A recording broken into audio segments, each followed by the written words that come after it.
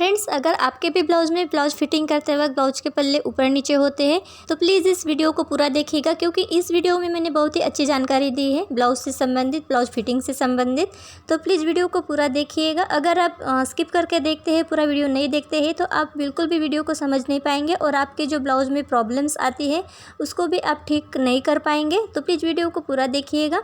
देखिए, कुछ दिन पहले मेरी एक व्यूअर है, उन्होंने कमेंट किया था कि उनके भी ब्लाउज़ में ब्लाउज़ के जो पल्ले हैं वो फिटिंग करते वक्त ऊपर नीचे आते हैं। तो इस टॉपिक के ऊपर मैंने ये कंप्लीट वीडियो बनाया हुआ है, तो इस वीडियो को पूरा देखिएगा, ठीक है। तो देखिए, यहाँ पर हम सबसे पहले पीछे का पल्ला रेडी करेंगे। तो देखिए, यहाँ पर हम 4 टक्स ब्लाउज की सिलाई करने वाले हैं। तो देखिए, इस प्रकार से टक्स की मार्किंग कर लेते हैं। अब देखिए, टक्स की हमने मार्किंग कर ली। अब क्या करना है, इस तरह से देखिए साइड से हमें ऊपर की तरफ आधा इंच ऊपर की तरफ मार्किंग करना है और यहाँ पर हम इसको इस तरह से मिला देंगे। देखिए, इस प्रकार से करने से क्या होता है कि हमारा कमर की तरफ ब्लाउज जो है बिल्कुल सीधा रहता है, राउंड नहीं होता है। तो इस प्रकार से ज़रूर से कट कर लीजिएगा। तो चलिए, यहाँ पर हम इसको कट कर लेते हैं इस प्रकार से। अब देखिए, इसके बाद हम इस टक्स को दूसरी तरफ छाप लेते हैं। देखिए, ब्लाउज के दोनों पल्ले समान रहे, ऊपर नीचे ना हो, तो इसके लिए हमें शुरू से सभी बातों का ध्यान रखना होता है। तो प्लीज़ इस वीडियो को पूरा ध्यान से देखिएगा। देखिए, यहाँ पर हमने इस प्रकार से टक्स को छाप दिया। अब दोनों टक्स में हम सिलाई डाल देंगे इस प्रकार से। यहाँ पर मैंने एक ही सिलाई लगाई है, अगर आप चाहे तो डबल सिलाई भी लगा सकते हैं।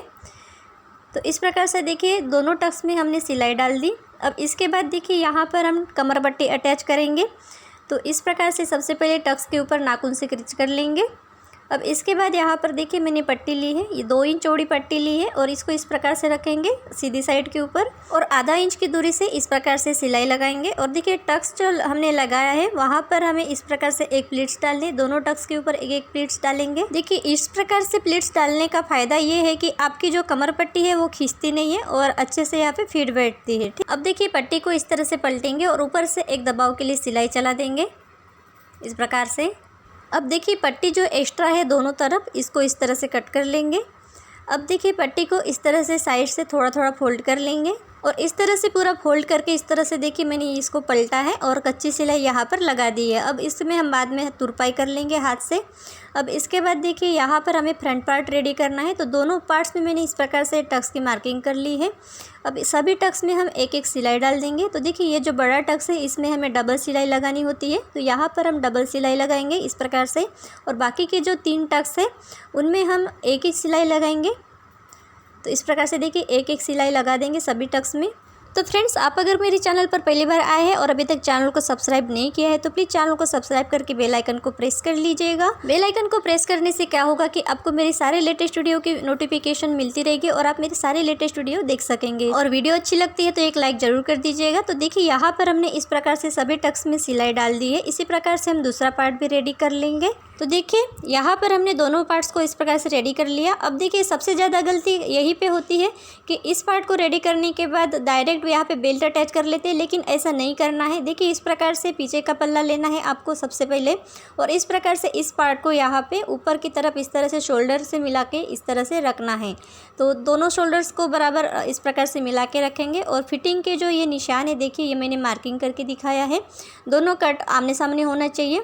अब नीचे की तरफ आपकी जो बेल्ट की चौड़ाई है जो आपको रखनी है वो बराबर यहाँ पर आ रही कि नहीं, इसको आपको एक बार ज़रूर चेक कर लेना है बेल्ट अटैच करने से पहले। तो देखिए, यहाँ पर हम इसको नापते हैं। तो यहाँ पर ये 3 इंच आ रहा है, ऊपर की तरफ आधा इंच सरका के हमें टेप को रखना है इस प्रकार से। और जितना आ रहा है उतनी ही बेल्ट की चौड़ाई रखनी है, ठीक है। तो चलिए, अभी हम इसको साइड में रख लेते हैं।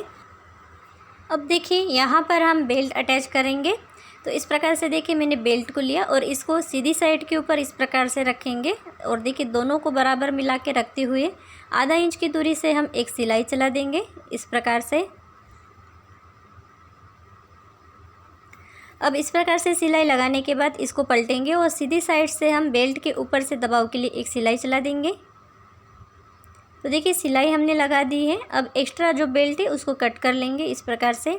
अब देखिए, इसके बाद यहाँ पर हमें बेल्ट की हमने जो चौड़ाई नापी थी वो यहाँ पे मार्किंग कर लेना है, ठीक है। तो देखिए, 3 इंच रहेगी बेल्ट की चौड़ाई और आधा इंच रहेगा सिलाई मार्जिन, ठीक है। तो ये इतना जो है आधा इंच, इसको हमें कट करके अलग कर लेना है।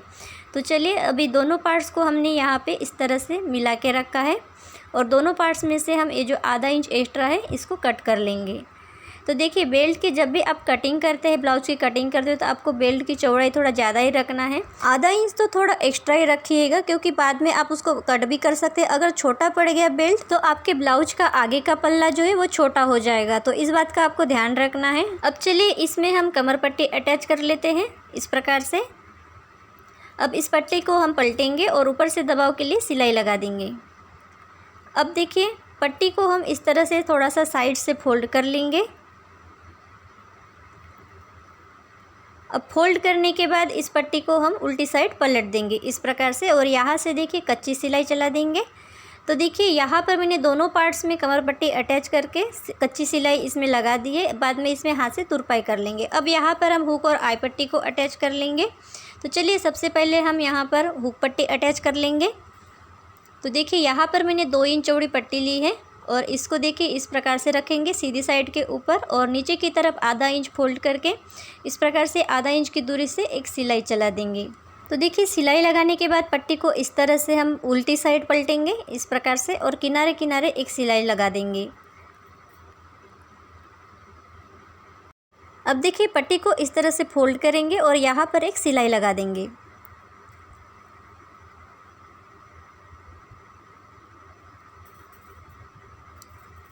तो देखिए इस प्रकार से फोल्ड करके एक सिलाई लगा लेना है। तो देखिए हुक पट्टी हमारे यहाँ पे अटैच हो चुकी है। अब इसके बाद यहाँ पर हम आई पट्टी अटैच कर लेंगे।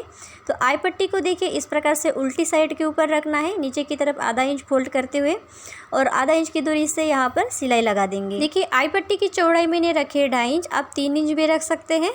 मेरे पास कपड़ा कम था तो मैंने 2.5 इंच ही रखा है। अब इसके बाद देखिए पट्टी को साइड से इस तरह से फोल्ड कर लेंगे और एक सिलाई लगा देंगे। अब इस पट्टी को हम देखिए मार्जिन वाला हिस्सा कवर करते हुए इस प्रकार से रखेंगे और यहाँ पर हम इसमें सिलाई लगा देंगे। तो देखिए इस प्रकार से इसको मार्जिन वाले हिस्से को कवर करते हुए पट्टी को रखना है और इस प्रकार से सिलाई लगा देंगे, और आधा इंच की दूरी से और एक सिलाई चलाएंगे इस प्रकार से। अब एक्स्ट्रा पट्टी को कट कर लेंगे। हुक और आई पट्टी को लगाने के बाद यहाँ पर हम दोनों पार्ट्स को इस तरह से बराबर मिला के रखेंगे। ये देखिए, और देखेंगे कि कौन सा पार्ट इसमें से बड़ा है, तो जो बड़ा होगा उसको बराबर कर लेंगे। तो देखिए यहाँ पर हुक पट्टी वाला जो पार्ट है थोड़ा सा बड़ा है, तो यहाँ पर हम इसको इस तरह से बराबर कर लेंगे। तो देखिए अब हमारे दोनों पार्ट्स बराबर हो चुके हैं। अब इसके बाद यहाँ पर पीछे का पल्ला लेंगे और इसकी सीधी साइड ऊपर की तरफ रखेंगे, और देखिए सीधी साइड के ऊपर सीधी साइड रखेंगे सामने के पल्ले की, और दोनों शोल्डर्स को इस तरह से हम यहाँ पे अटैच कर लेंगे। तो देखिए आधा इंच की दूरी से एक सिलाई चलाएंगे और दोनों शोल्डर्स को इस प्रकार से अटैच कर लेंगे। इसी प्रकार से हम दूसरा वाला शोल्डर भी यहाँ पर अटैच कर लेंगे। तो देखिए यहाँ पर हमने दोनों शोल्डर्स को अटैच करके यहाँ पर पाइपिंग कर ली है गले में। अब इसमें आस्तीन अटैच करके हमें ब्लाउज की फिटिंग करनी है, ठीक है। अब देखिए सबसे ज़्यादा गलती यहाँ पर भी होती है। इस प्रकार से शोल्डर अटैच करने के बाद डायरेक्ट लोग आस्तीन अटैच करके ब्लाउज की फिटिंग कर लेते हैं, लेकिन ऐसा नहीं करना है। अगर आप ऐसा करते हैं तो आपका सामने का और पीछे का जो पल्ला है वो छोटा बड़ा हो जाएगा, ठीक है। तो इस प्रकार से आपको क्या करना है, पीछे वाले पल्ले में सेंटर पर मार्किंग कर लेना है, और देखिए सामने के पल्ले को इस प्रकार से इस निशान के साथ मिला के रखना है, और ऊपर की तरफ भी आपको चेक कर लेना है। देखिए ये जो हमने कट लगाया हुआ है, फिटिंग का जो निशान है वहाँ पर हमने कट लगा है दोनों पल्लों में, तो इसको बराबर इस तरह से मिला के रखना है। और आपको देखना है कि ये ऊपर की तरफ भी कहीं बड़ा तो नहीं है। अगर ऊपर की तरफ दोनों पार्ट्स में से कोई पार्ट बड़ा है तो आपको यहाँ पर उसको बराबर कर लेना है, ठीक है। तो देखिए इस प्रकार से आपको यहाँ पे कमर का 4 पार्ट लेना है। 30 इंच कमर है इस ब्लाउज में, तो 7.5 इंच पर मार्किंग करेंगे, और 1.25 इंच का मैंने यहाँ पे मार्जिन रखा है एक्स्ट्रा। अब इसके बाद देखिए ऊपर की तरफ हमारा जो फिटिंग का जो कट लगा हुआ है वहाँ पर हमने एक मार्किंग किया, और यहाँ से देखिए 1.25 इंच पर एक और मार्किंग करेंगे, और यहाँ से हम देखिए सीधी लाइन खींच देंगे इस प्रकार से। अब जो भी एक्स्ट्रा कपड़ा है उसको यहाँ से कट करके अलग कर लेंगे। तो इस प्रकार से देखिए इसको हम कट कर लेते हैं, और ऊपर से भी देखिए यहाँ पर अगर छोटा बड़ा है तो उसको कट कर लेना है, लेकिन हमारे ब्लाउज में ये नीचे और ऊपर दोनों तरफ बराबर है, तो यहाँ पर हमें कुछ भी कट करने की ज़रूरत नहीं है अभी, ठीक है। अब इसी प्रकार से हम दूसरे साइड भी बराबर कर लेंगे। तो देखिए यहाँ पर मैंने दोनों तरफ इस प्रकार से बराबर कर लिया। अब इसके बाद देखिए यहाँ पर हम आस्तीन अटैच करेंगे। इस प्रकार से ब्लाउज को आपको सामने का और पीछे का पल्ला बराबर कर लेना है और उसके बाद ही आस्तीन को अटैच करना है। इससे आपका फ्रंट और बैक दोनों पार्ट्स बराबर रहेंगे। तो इस प्रकार से देखिए हमें आस्तीन को बराबर शोल्डर के ऊपर से लगाना स्टार्ट करना है। तो इस प्रकार से आस्तीन लगाने से ये आस्तीन जो है दोनों तरफ बराबर लग जाती है। देखिए जब भी आप आस्तीन अटैच करेंगे डबल सिलाई लगाइएगा, इससे आपकी आस्तीन अच्छे से मजबूती से लग जाती है ब्लाउज़ में। तो देखिए इस प्रकार से हमने आस्तीन को अटैच कर लिया। अब इसको हम सीधा कर लेंगे और यहाँ पर देखिए इस प्रकार से नाखून से क्रिच कर लेंगे। अब इसी प्रकार से हम दूसरे साइड भी आस्तीन को अटैच कर लेंगे। तो देखिए दोनों तरफ हमने आस्तीन लगा लिया। अब इसके बाद इसका फिटिंग करेंगे। तो देखिए साइड फिटिंग करने के लिए हमें इस प्रकार से इसको सीधी तरफ से बराबर मिला के रखना है। और देखिए ये जो आर्महोल के जॉइंट से बराबर आमने सामने होना चाहिए। अब इसको देखिए इस प्रकार से पकड़ेंगे और सीधी साइड से हम किनारे से एक सिलाई चला देंगे। तो देखिए इस प्रकार से सीधी साइड से एक सिलाई चला देना है।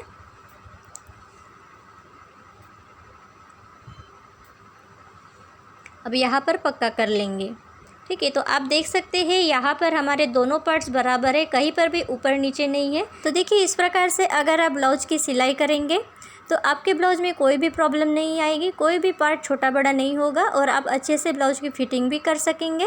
तो देखिए यहाँ पर हमने इसको इस तरह से उल्टा कर लिया और उल्टा करने के बाद यहाँ पर भी हम किनारे किनारे से एक सिलाई चला देंगे। तो देखिए बराबर इसको सीधा कर लेंगे इस प्रकार से। तो देखिए मार्जिन वाला जो हिस्सा है वो अंदर की तरफ चला गया और अच्छी यहाँ पे फिनिशिंग भी रहेगी। तो इस प्रकार से आपको ब्लाउज की फिटिंग करनी है। अब इसके बाद देखिए इसी प्रकार से हम दूसरे साइड भी कर लेंगे। तो देखिए दोनों साइड हमने इस प्रकार से सिलाई लगा दी है। अब यहाँ पर हम अपना फिटिंग नाप डालेंगे। ठीक है, तो देखिए ये जो यहाँ पे आई पट्टी बनी हुई है, ये देखिए मैं आपको मार्किंग करके दिखाती हूँ। इतना ये 1 इंच का जो आई पट्टी है इसको छोड़ के हमें यहाँ पे इस तरह से टेप को रखना है। ये देखिए इस प्रकार से। और यहाँ पर हमें कमर का 4th पार्ट लेना है।